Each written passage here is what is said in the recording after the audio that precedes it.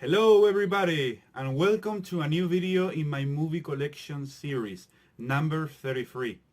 Now, you may be wondering, why the hell am I speaking in English? Shouldn't I be speaking in Spanish? That's my language, right? Well, the thing is, this is a special video, a different one, because the last couple of weeks I wasn't here in my country. I was actually in London, Manchester, Liverpool, and England. Man, what a beautiful country. Really gorgeous in every aspect. And I found some good stores there, DVD and Blu-ray stores, and I can't wait any longer to show you what I got, what I bought. Without further ado, ladies and gentlemen, this is video collection number 33, England edition. Let's do it.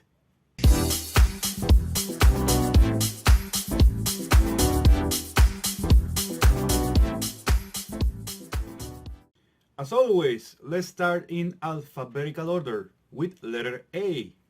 Another Round.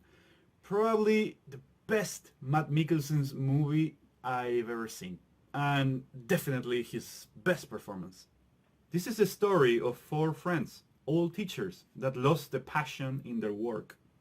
They no longer enjoy teaching their students. There's something lacking.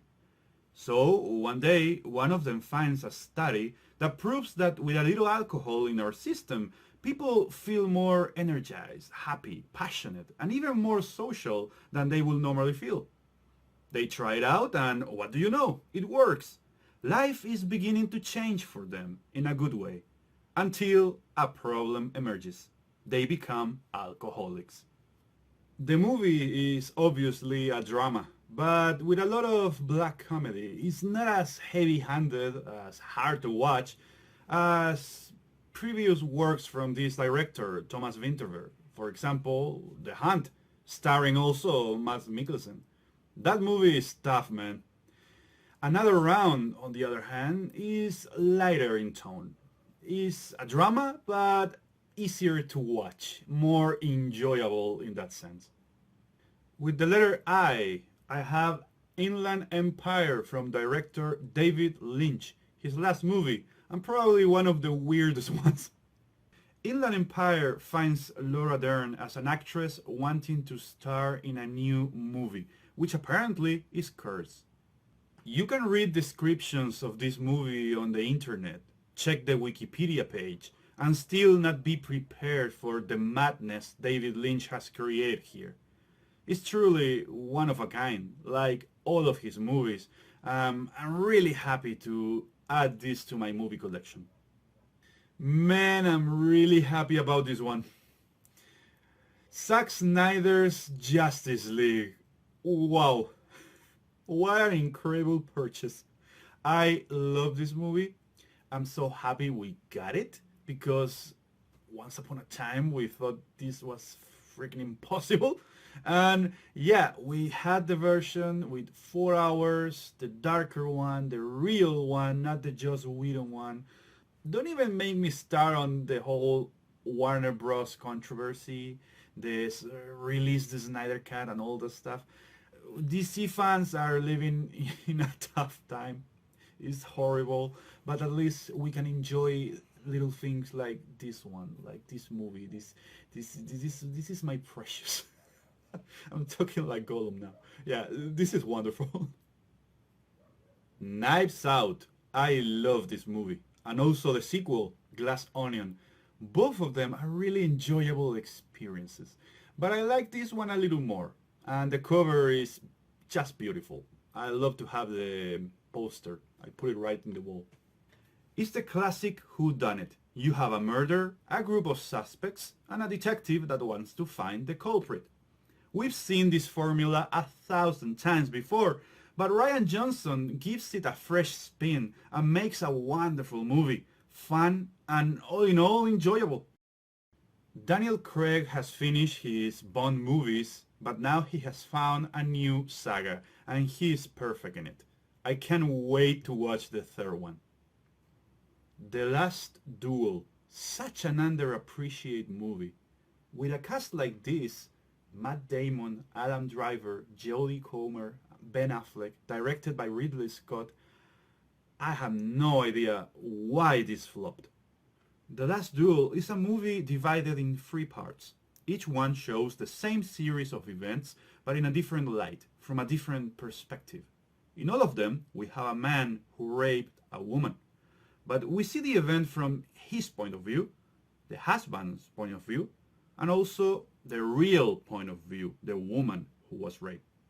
It's not an easy watch, that's for certain, but I have to recommend it because Ridley Scott made such a unique movie that didn't deserve to underperform at the box office, nor it deserved to receive all the hate that it got, and the controversies that made no sense whatsoever. This movie is truly brilliant. The next movie on the list is one that I like very much, but I also know that it's not everyone's cup of tea. And this movie would be The Lighthouse, directed by Robert Eggers, the same person who made The Witch and also more recently The Northman. Both movies I like very much, but this one is by far my favorite. The Lighthouse is basically The Shining, but with a couple of lighthouse keepers trapped on an island, and have nothing else to do but to share stories and cook for each other. Willem Dafoe and Robert Pattinson are both excellent here, especially Dafoe, who makes an excellent lobster as far as I know, and I wouldn't encourage you to say otherwise. You're fond of me lobster. Say it.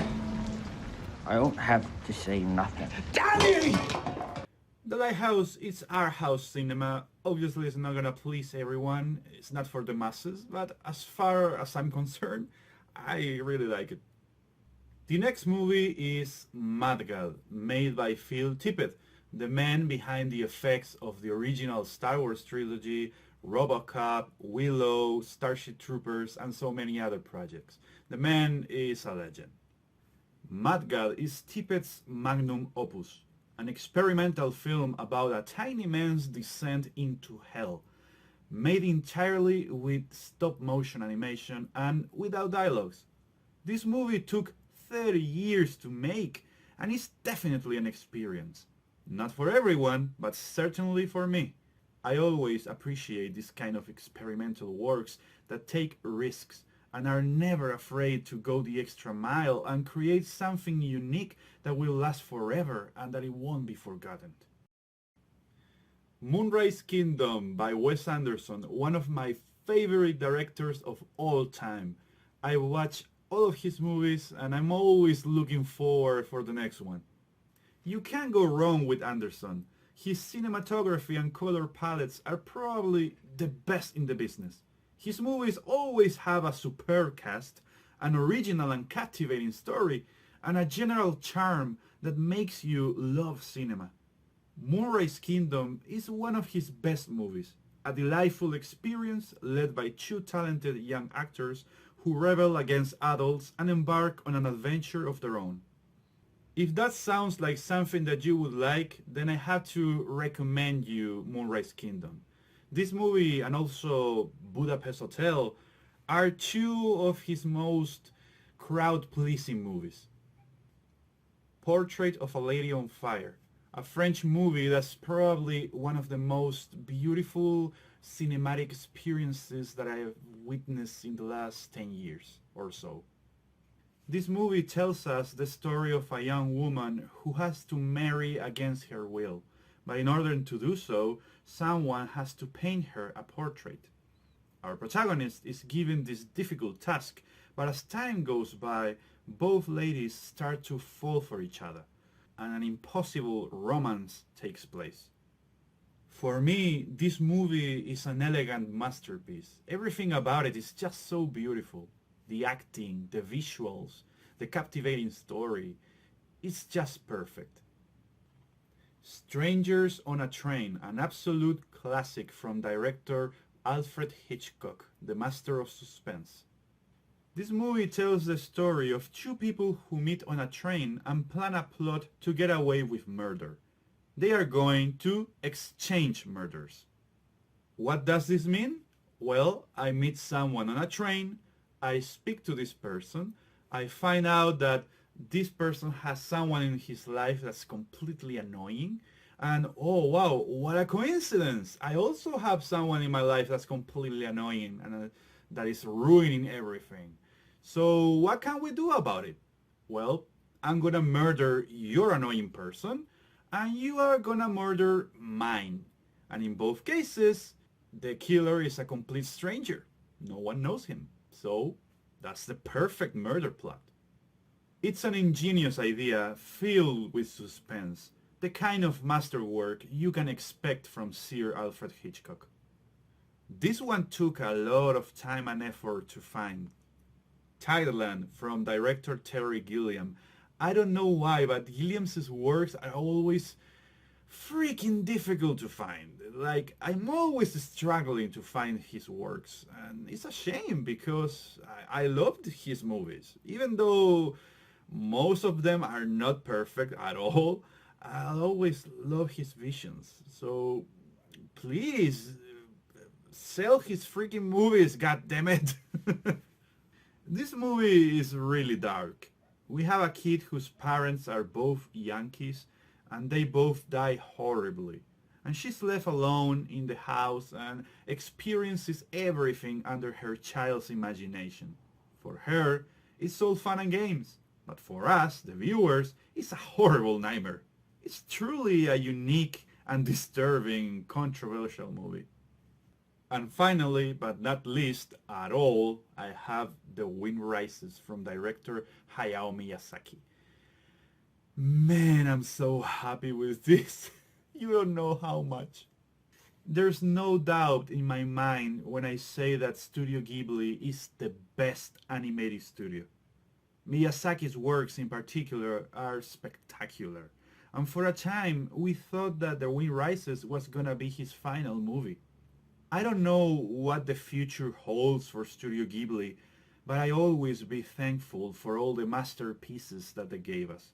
If there's someone who can capture the beauty of nature, the innocence of childhood, the strengths and most beautiful aspects of humanity, that's Miyazaki.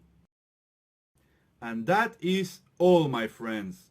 Thank you so much for watching my videos and supporting my channel. I truly thank you for that. Remember that you can follow me on Instagram and also on Letterboxd, the movie's social network. I'll leave the links in the description below. And as always, the best way to support my channel is to leave a like, to subscribe, and also clicking on the bell so that YouTube can notify you when I upload a new video.